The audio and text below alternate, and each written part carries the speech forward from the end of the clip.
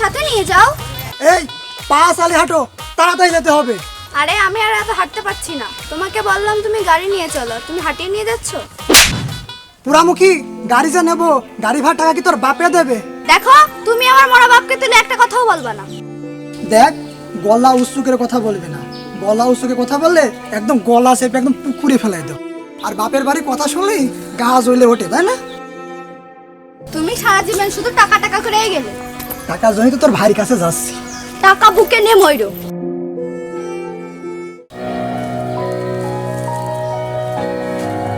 কালকে উত্তর পাড়ার ওই শহরে সেই মারা মারছে। আর বলিস না দোস্ত, দক্ষিণ পাড়ার ওই শালা আমার কালকে জ্বালাইছে, ওরে জ্বালানো, ওরে হাতের কাছে পাইলে ঠ্যাং ঠুং ভেঙে ফেল দেবে একদম। চ বসের কাছে যাই।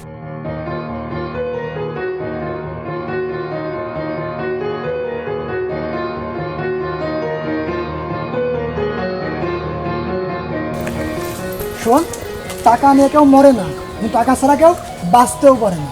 তোমার মতো খাচ্চর জীবনে একটাও দেখিনি। প্রত্যেকবার আসো আর আমার ভাইয়ের কাছ থেকে টাকা নিয়ে যাও। এটা আমাদের বসের সেই ডালিয়া ভাবি না? আরে হ্যাঁ, এটাই তো আমাদের সেই ডালিয়া ভাবি মনে হচ্ছে, কিন্তু এর সাথে খাস্তর বেটাটাকে। আমার মনে হয় কি জানিস, এই ছেলের সাথে ডালিয়া ভাবির বিয়ে হয়েছে। আমারও তাই মনে হয়। আচ্ছা, ওরা তো টাকার বিষয় গল্প করছে, চ বিষয়টা গিয়ে বসকে বলি।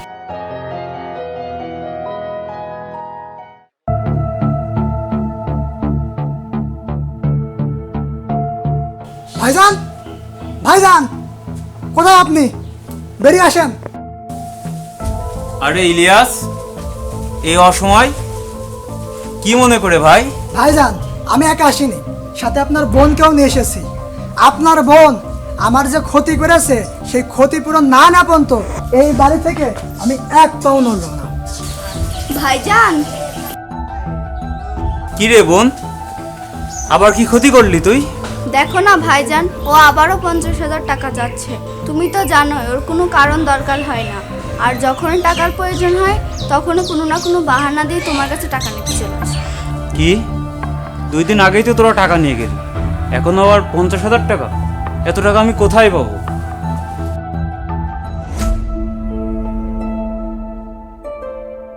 কি হলো, এখন উঠে দাঁড়িয়ে আসো কেন? যাও যাও, ভিতরে যাও, আমাকে নাস্তা দাও। খাইস্টার ঘরে খাইস্টা, খেসারের ঘরে খেস্তা, এক টাকা নিতে আবাসে নাস্তা।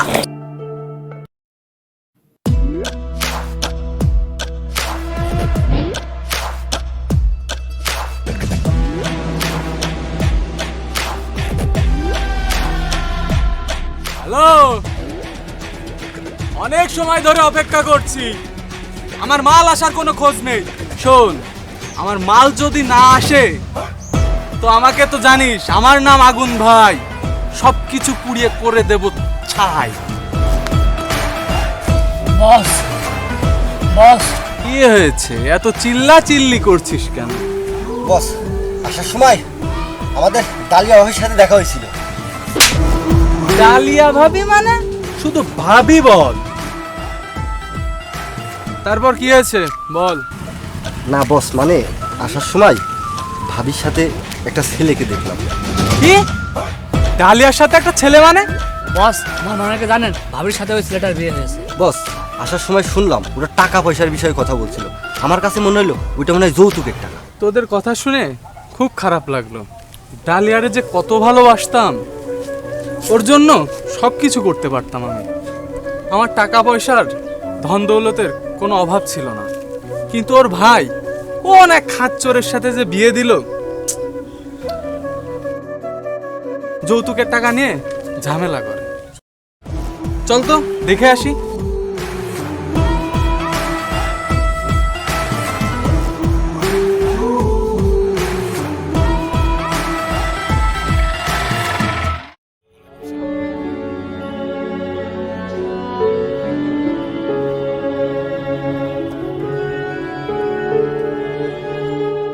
আসসালামু আলাইকুম ভাই। ওয়ালাইকুম আসসালাম। আরে রাব্বুল, কেমন আছো তুমি ভাই? আলহামদুলিল্লাহ, আল্লাহ পাকের রহমতে আপনাদের দোয়া অনেক ভালো আছি। আপনি কেমন আছেন? আর ভালো। কেন ভাই, কি হয়েছে? তোমাকে যে কি করে বলি ভাই, আরে না না, সমস্যা নেই, আপনি বলেন। ডালিয়াকে বিয়ে দিয়েছিলাম, কিন্তু ওর জামাইটা প্রতিদিন আমার কাছে যৌতুকের টাকার জন্য আসে। এই নিয়ে খুব দুশ্চিন্তায় আছে। প্রায়শই আসে, আজ 50,000, কাল 20,000, এর আগে নিয়ে গেল গরু কেনার জন্য টাকা। এইভাবে ভাই খুবই দুশ্চিন্তায় আছি ভাই, একটু দোয়া করো ভাই আমার জন্য।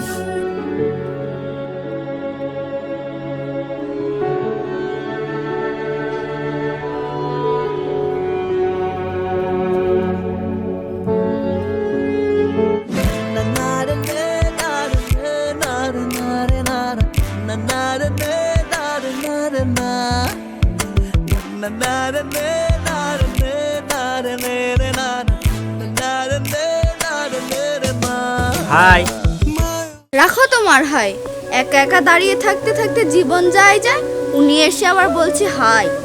আরে তুমি রাগ করো কেন? তুমি তো জানো আমি একটু পড়ালেখা নিয়ে বেশি ব্যস্ত থাকি। পড়ালেখা পড়ালেখা পড়ালেখা, রাখো তোমার পড়ালেখা। এই পড়ালেখা শেষ হতে হতে আমার বিয়ে হয়ে বাচ্চারা তোমার সাথে পড়ালেখা করে। আরে এভাবে বলছো কেন? দেখো, আমার লেখাপড়া শেষ করে একদিন অনেক বড় চাকরি নিয়ে তোমার সামনে হাজির হব। উফ, তুমি জেগে জেগেই স্বপ্ন দেখো। আমি এখন বাড়ি গেলাম, অনেক সময় এসেছি। ভাইয়া বাড়িতে এসে আমাকে না পেলে অনেক বকাবকি করবে। আরে একটু দাঁড়িয়ে যাও। না না, এখন যাই, আগামীকাল আবার আসবো।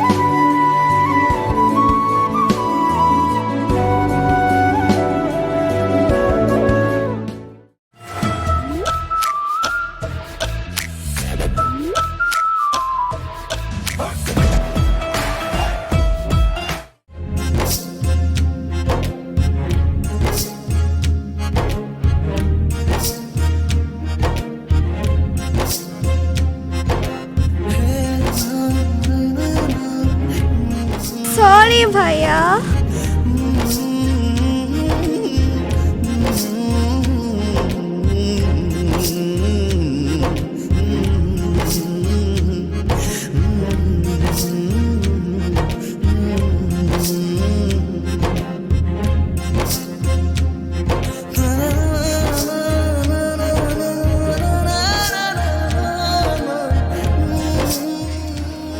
আয় হায়, এ পাখিটা কে রে? বস, আমাদের গ্রামে শান্ত ভাই আছে না, ওর বোন। এই পাখিটার নাম কি রে? ভাই, নাম ডালিয়া। ও ডালিয়া, আমার মনটা কেড়ে নিয়ে গেল পালিয়া। শোন, আজ থেকে ডালিয়া তোদের ভাবি লাগে, সবসময় চোখে চোখে রাখবি। জি বস। আয় চল।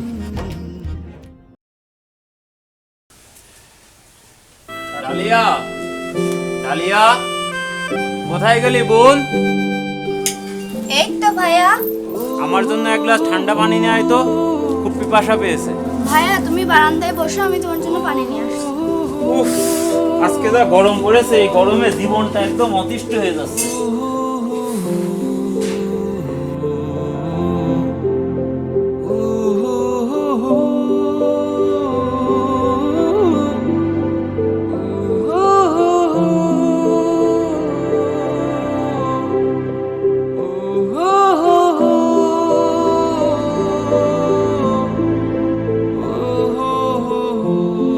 শোন, তুই আমার বাপ মামার একমাত্র বোন, তোকে নিয়ে আমার অনেক স্বপ্ন। তুই এমন কিছু করিস না যাতে এই সমাজ আমার মুখে চুনকালি লেপে দেয়। তুমিও তো চিন্তা করো না, ঘরে চলো ভাত দিই।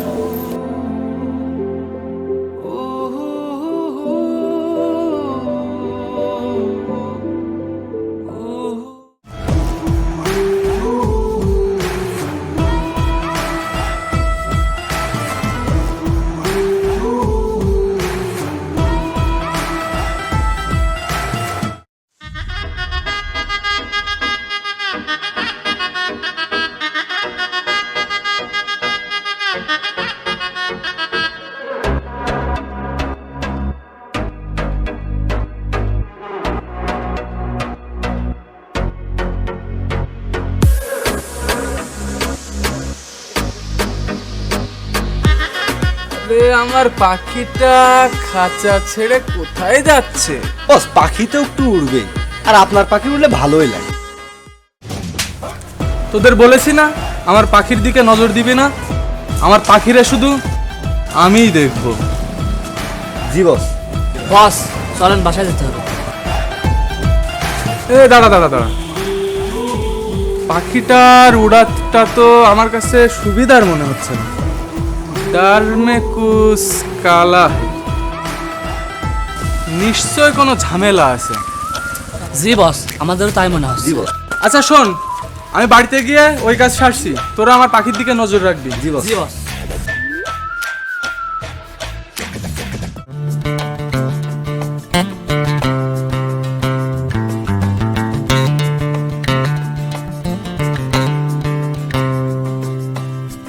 আরে এটা কি তোমার আসার সময় হলো? ঘড়ির দিকে তাকিয়ে দেখেছো কয়টা বাজে? এত সময় তুমি বাসায় বসে পড়তাম, আমার 2টা সাবজেক্ট মুখস্থ হয়ে যেত। আবার সেই পড়াশোনা? এই পড়াশোনা তোমার কবে শেষ হবে বলো তো? আর আমাদের বিয়েই বা কবে হবে? মাঝে মধ্যে মনে হয় তোমার গলায় পড়াশোনা ঝুলিয়ে আমি অন্য কারোর গলায় ঝুলে পড়ব। আরে তুমি এত রাগ করো কেন? রাগ করবো না, ভাইয়ের চোখ ফাঁকি দিয়ে আসতে তো একটু দেরি হবে, তুমি বুঝো না? এই এটা আমাদের ডালিয়া ভাবি না? হ্যাঁ, কিন্তু ওর সাথে ছেলে ডাকি।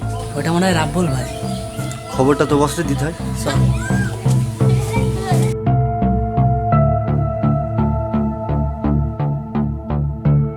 বস, আসার সময় দেখলাম ডালিয়া ভাবি রাবুল ভাইয়ের সাথে কথা বলছে। কি? এর একটা ভিত আজকে করতে হবে। জি বস। গাড়ি তো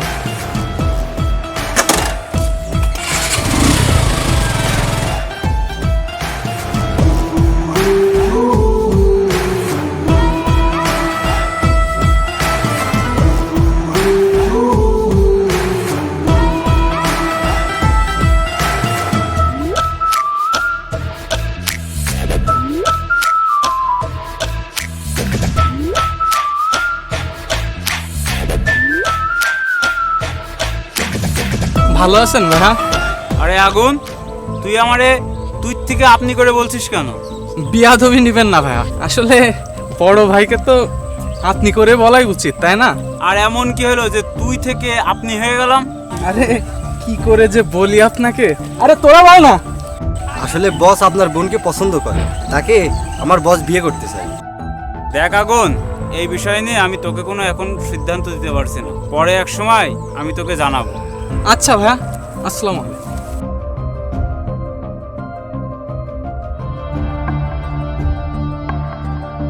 আর হ্যাঁ ভাইয়া, আমার হবু বউকে মানে আপনার বোনকে দেখছি রাব্বুলের সাথে খুব মেলামেশা করতে, এটা একটু আপনি দেখবেন বিষয়টা। জানেন তো আমার একটু মান সম্মানের ব্যাপার আছে এখানে।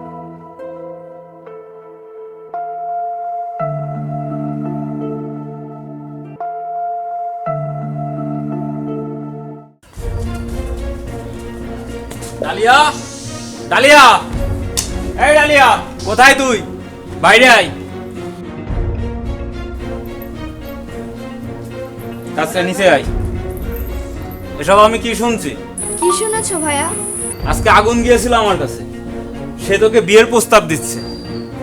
আরে ভাইয়া, আগুন ভাইয়াকে তো আমি ভাইয়ার চোখে দেখি, আর সে তো তোমার বন্ধু হয়। সে তোমার কাছে আমার বিয়ের প্রস্তাব দিলে তুমি তাকে কি বললে? আমি তাকে কিছুই বলিনি, তবে সে যাওয়ার সময় একটা কথা বলে গেছে, তোকে নাকি রাব্বুলের সাথে মেলামেশা করতে দেখেছে। শোন, তোকে একটা কথা বলে রাখি, যদি এর পরে তোর নামে কোনো কথা শুনি না, তবে তোকে আমি দেখে নেব।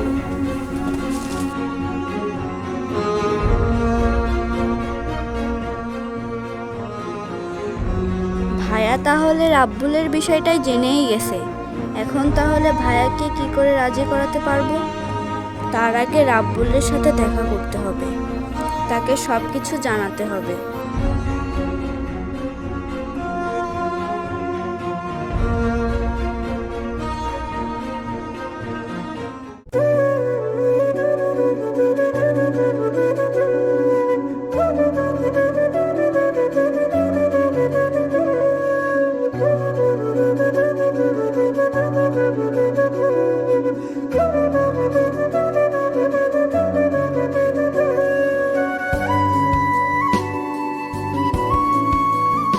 ডালিয়া, আমি তো তোমার কাছেই যাচ্ছিলাম। আরে আমিও তো তোমার কাছে যাচ্ছিলাম।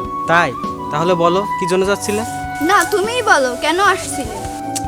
এত ভনিতা না করে বলে ফেলো। ভাইয়া তোমার আর আমার সম্পর্ক সব জেনে গিয়েছে, আর ওই যে আগুন ভাইয়া আছে না, ও আমাকে বিয়ের প্রস্তাব দিয়েছে ভাইয়ের কাছে। ভাইয়া যেহেতু সব জেনেই গেছে, তাহলে তুমিও ভাইয়াকে সব সত্যিটা বলে দেবে। আর হ্যাঁ, আমার ল পরীক্ষার ডেট পড়ে গেছে, আমাকে আজকে চলে যেতে হবে।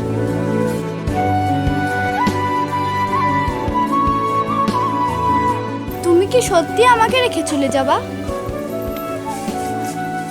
আমাকে যে যেতেই হবে গো। তোমার এই আদরের মানুষটাকে ছেড়ে থাকতে পারবে তো? আরে পাগলি, এই আদরের মানুষটাকে সারা জীবন আদর করতে হলে আমাকে তো প্রতিষ্ঠিত হতেই হবে। তুমি দোয়া রেখো আমি যেন তাড়াতাড়ি তোমার কাছে ফিরে আসতে পারি। দোয়া করি তুমি যেন ভালোভাবে পৌঁছাতে পারো এবং ভালো রেজাল্ট করতে পারো, অনেক বড় হতে পারো এবং প্রতিষ্ঠিত।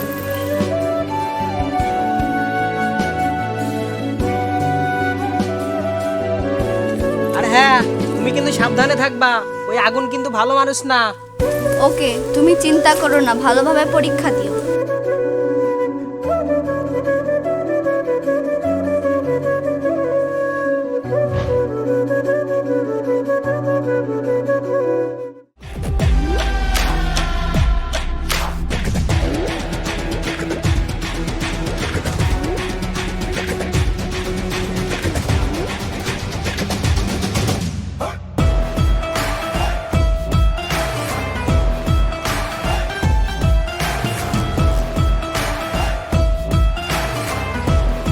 ডালিয়াপা, ডালিয়াপা, বাইরে আসেন, বস আপনার সাথে কথা বলবে।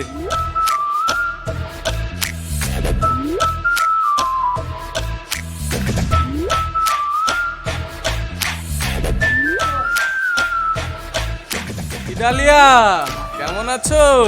জি ভালো আছি, আপনি কেমন আছেন? আমিও ভালো আছি। শুনলাম তোমার জামাই নাকি যৌতুকের জন্য তোমাকে নির্যাতন করে। আচ্ছা ডালিয়া, এই লোকটাকে আর তাদের কাছে কে বলেছে যে আমি তোমাকে নির্যাতন করি? আরে না না, সে হয়তো কারোর মুখ থেকে শুনে এসেছে, আমরা তো কারোর কাছে কিছু বলি নাই। ওইসব কথা বাদ দাও। শোনো, তুমি যে প্রতিবার শ্বশুরবাড়িতে টাকা নিতে আসো এটা সবাই জানে। এরপর যদি তুমি আবার এই বাড়িতে টাকা নিতে আসো, তোমাকে এলাকার জামাই বলে মানবো না, ঠ্যাং ভেঙে হাতে ধরিয়ে দেবো।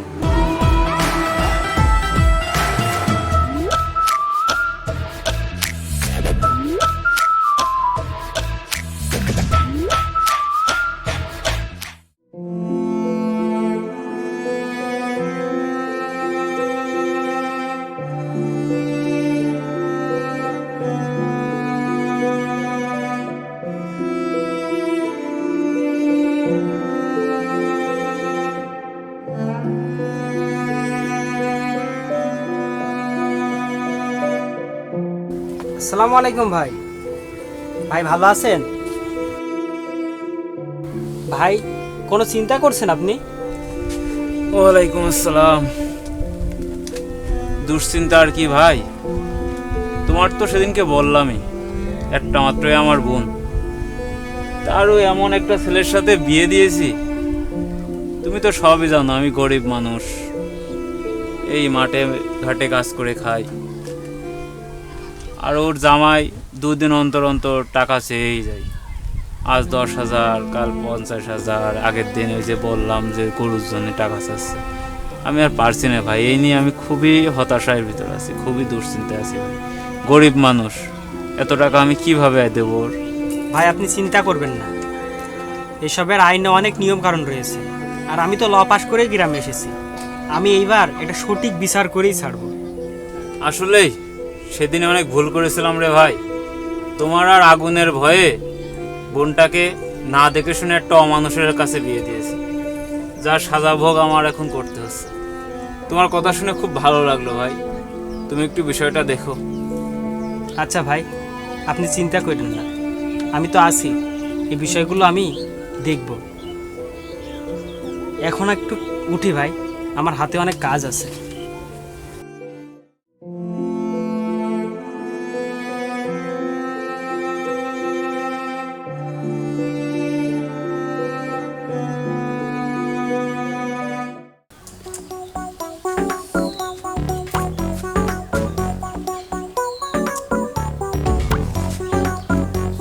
মানুষের বাড়ি জামাই আসলে ভালো ভালো জিনিস রান্না হয়, গরুর গোস্ত, খাসির গোস্ত, অন্তত একটা মুরগি জবাই করে। আর আমি এখানে এতদিন রয়েছি শুধু ভর্তা দিয়ে ভাত খাচ্ছি। ভর্তা দিয়ে ভাত, তাও তোমার কপালে জুটতো না। আমার গরিব ভাই এত কিছু কোথা থেকে পাবে? তুমি তো তাও আমার ভাইয়ের কাছ থেকে টাকা নেও প্রতিবার এসে। এই পোড়ামুখী, তোর ভাই যে গরিব মানুষ এ কথা আগে থেকে মনে ছিল না? গরিব মানুষ দেখে বোন বিয়ে দেবে। আমার মতো একটা স্মার্ট শিক্ষিত ছেলে দেখে কেন বোন বিয়ে দিয়েছিল? আসলে এই সকল মেয়েদের বাপ ভাইদের লোভ একটু বেশি। বড় লোক শিক্ষিত ছেলে দেখলেই মেয়ে বিয়ে দেওয়ার জন্য ঢ্যাং ঢ্যাং করে। আর মেয়ে যদি একটু সুন্দরী হয় তার তোর কথাই নেই। একটা কথায় আছে না যে কুকুরের মুখে নেই সুর, সে আবার হাতির মতো ফল বেড়ে খেতে চায়। যেমন মানুষ তেমন দেখে মেয়ে ছেলে বিয়ে দেবে, তা না করে মাটির ঘরে শুয়ে রকেটে চড়া স্বপ্ন দেখে। বক বক করে আমার মাথাটাই নষ্ট করে দিল। হে আল্লাহ, তুমি কি আমার চোখে দেখো না? ভাইয়ের বাড়িতে এসে তেজ মনে হচ্ছে বেশি হয়ে গেছে, আগের কথা মনে নেই। একবার বাড়িতে চল তো দেখি কত তেজ আছে।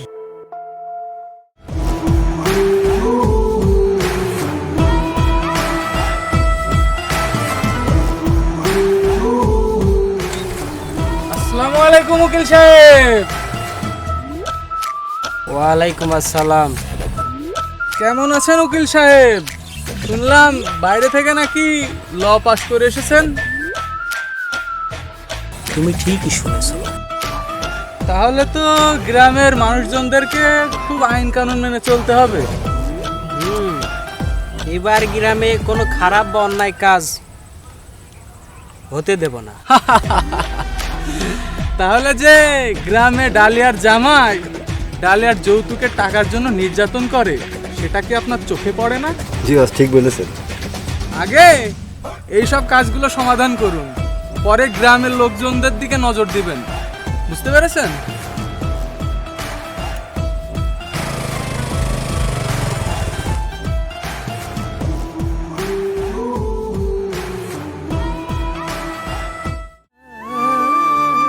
ডালিয়া, ডালিয়া, বোন একটু বাইরে আয় তো।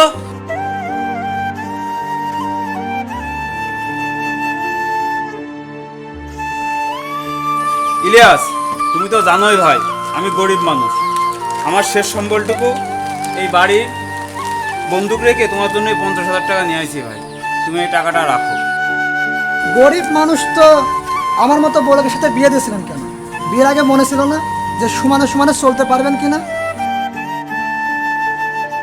ভাইয়া, তুমি তো আমার জন্য সব নষ্ট করে দিলে। আরে না রে পাগলি, তোর সুখের জন্য তো আমি সব করতে পারি। ভাইয়া, তুমি ভালো থেকো, নিজের খেয়াল রেখো। তুইও তোর নিজের খেয়াল রাখিস, আর ইলিয়াস যা বলে ওর কথা শুনে চলিস বোন।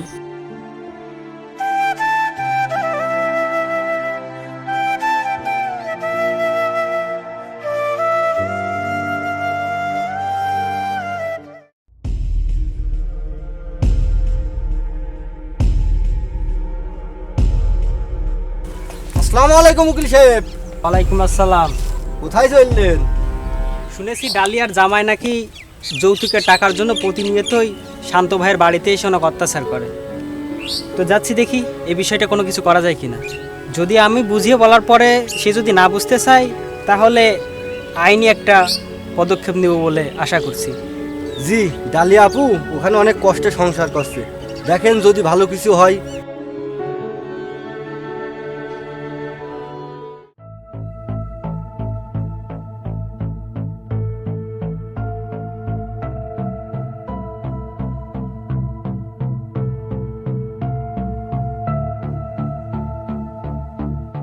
এই শুনছো?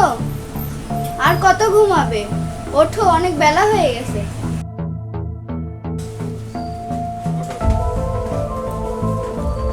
এত চিল্লাচিল্লি করছিস কি কারণে? হ্যাঁ, ঘরে একটু চালও নেই, কি রান্না করব? এই কালকে তুই ভাইয়ের বাড়ি থেকে আসলি, সাথে করে চাল আনতে পারিসনি। এখন কি রান্না করবো তাই বলছিস? যা তাড়াতাড়ি রান্না কর, আমি যেন মুখ ধুয়ে যেন ভাত পাই। যা।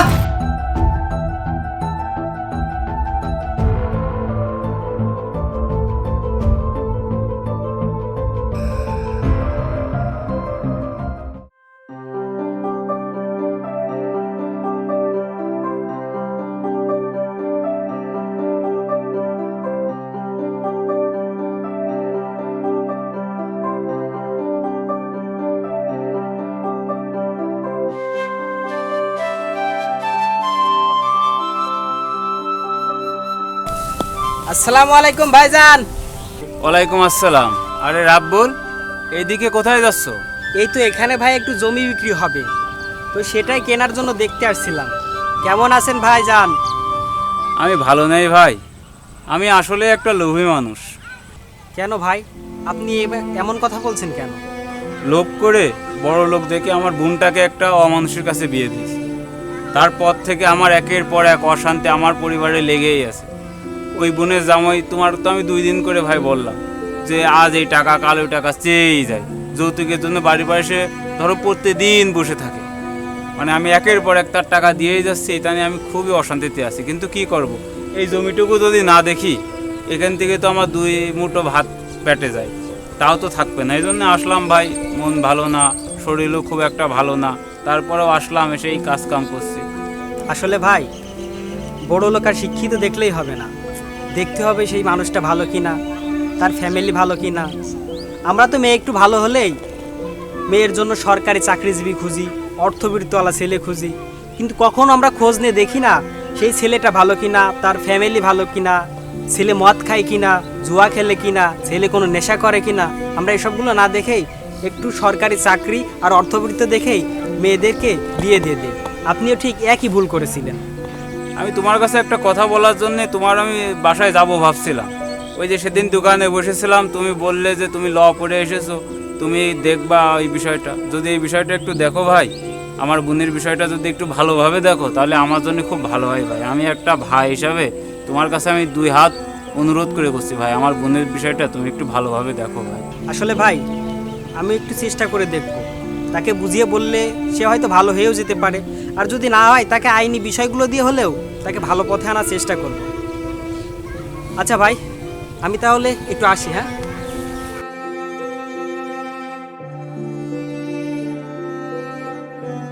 দুষ্টু কোকিল ডাকে রে, আরে দাড়ি তো বড় হয়ে গেছে। আমার মতো একটা স্মার্ট ছেলের মুখে যদি দাড়ি বড় হয়ে যায়, এটা তো মানা যায় না। এই, আমার শেভ করা জিনিসগুলো কোথায়? কি হলো, কথা কানে যাচ্ছে না? আমার শেভ করা জিনিসগুলো কোথায়?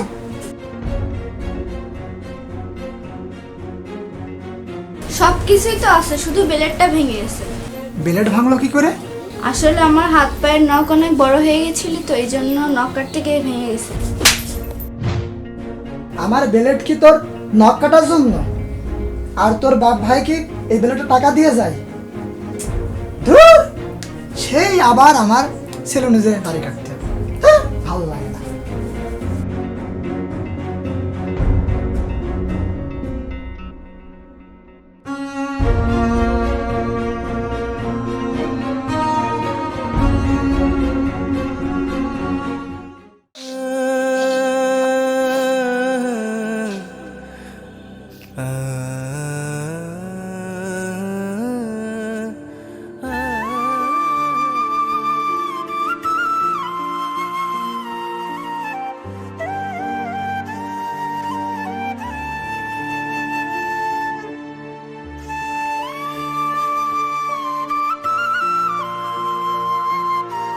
ভাই এখানে বসো, আমি তোমার জন্য খাবার নিয়ে আসি।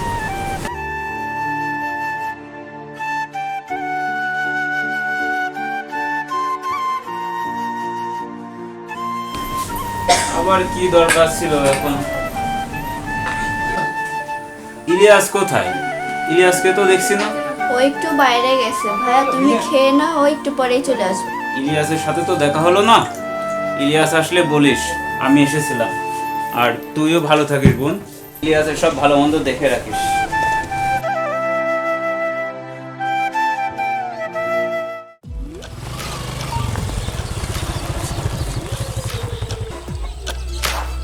ইলিয়াস সাহেব, শুনলাম সেদিন নাকি যৌতুকের টাকা নিয়েই এসেছো।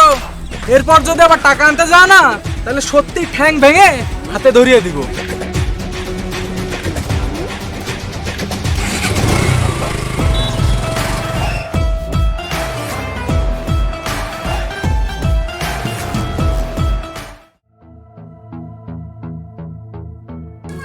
এই, তোর ভাইয়ের কাছ থেকে টাকা নিয়ে কি আমি মহাবত অশুদ্ধ করে ফেলেছি? হ্যাঁ, তোর ভাই যেখানে সেখানে লোকের কাছে বলে বেড়ায়, আর দেখি তো তোর লাঙের কোনো অভাব নেই। আমি পথে ঘাটে যাই, সেখান থেকে আমার লাঙে ধরে কথা কই, এই তুই এত লাং বানাইছিস কিভাবে? প্রীতি করতিস নাকি দেহ ব্যবসা করতিস? মুখে যা আসে তাই বলবা না, আর আমার চরিত্র নিয়ে কথা বলবা না, ওরা সবাই আমার পরিচিত। ওরে শালি, যেই তোর লাঙে দিয়ে কথা বলেছি সেই গাছ তলায় টিকেছে।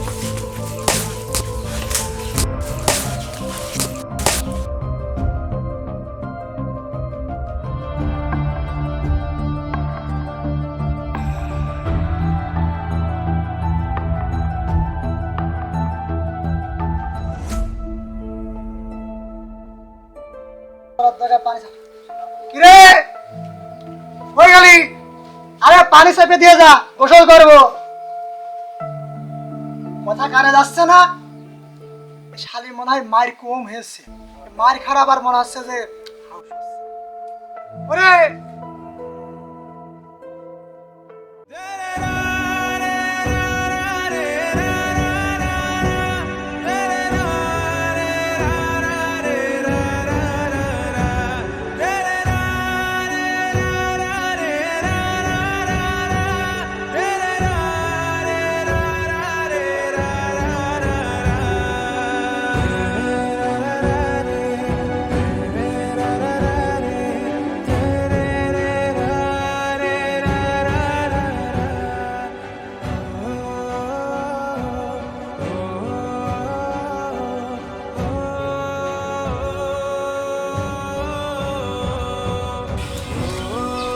হ্যালো ভাই, হ্যালো, আমি রাব্বুল বলছি।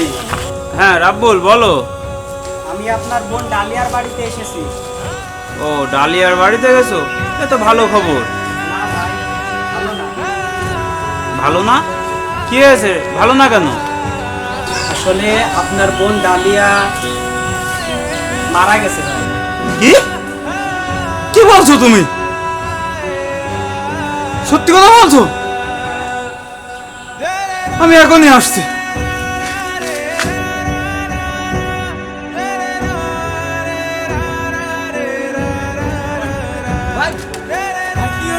আমার বোন ডালিয়া নাই রে।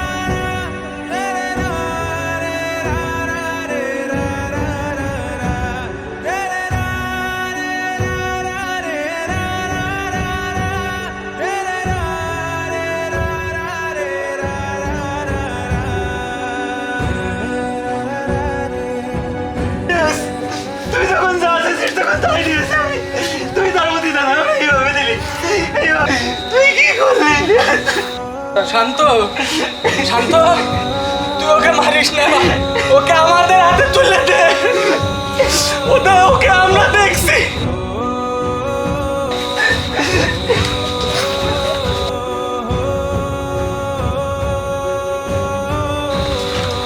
থামো তোমরা, তোমরা ওকে মেরে নিজের হাতে আইন তুলে নিও না, ওর থেকে বরং ওকে পুলিশের হাতে তুলে দাও।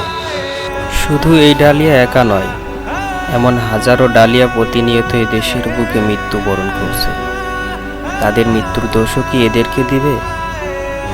দোষ ওদের নয়, দোষ ডালিয়ার ভাইয়ের মতো এদেশের হাজারো লোভী বাপ ভাইয়ের। তারা মেয়ে বিয়ে দেওয়ার সময় শুধু বড়লোক, শিক্ষিত, চাকরিজীবী খুঁজবে, একবারও দেখবে না ছেলে ভালো কি না, ছেলের চরিত্র ভালো কি না, ছেলে নিজের যোগ্যতায় চলতে পারে কি না। এগুলো না দেখে বড়লোক, শিক্ষিত, চাকরিজীবী দেখে লোভে পড়ে বিয়ে দিবে, আর অবশেষে এই ডালিয়ার মতো সবাই জীবন দিবে।